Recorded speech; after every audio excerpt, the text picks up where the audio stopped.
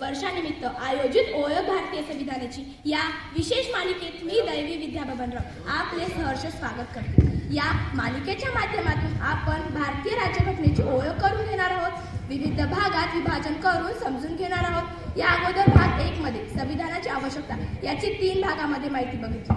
आज आपण भाग 2 मध्ये संविधान निर्मितीचा इतिहास यावर प्रकाश टाकणार आहोत। भारतात प्राचीन काळापासून लोकशाही अस्तित्वात होती, पण त्या काळात भारत एकसंघ नव्हता।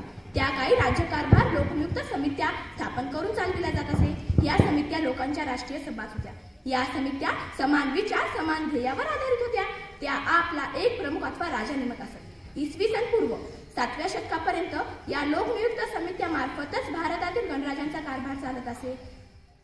या समित्या सार्वभौम होत्या। कायदे करणे, राज्य विस्तार व सुखसोयी निर्माण करणे, राजपदासाठी वारसाची निवड करणे इत्यादी कामे करत। इसवी सन पूर्व 4थ्या शतकापर्यंत अनेक गणराज्य भारतात आपापल्या प्रदेशांचा कारभार स्वतंत्रपणे पाहत होती। नगराचा कारभार पाहणारी पौर आणि ग्रामीण भागाचा कारभार पाहणारी जनपद या संस्था त्या काळातील विधानसभाच होत्या।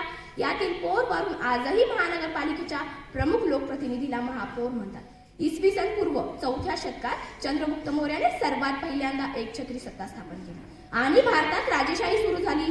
पुढे भारतात लहान मोठी अनेक राज्ये झाली, पण त्यांची आपसात युद्ध होत असल्याने त्यांच्यात राष्ट्रीय पातळीवर सहकार्याची भावना नव्हती। धन्यवाद।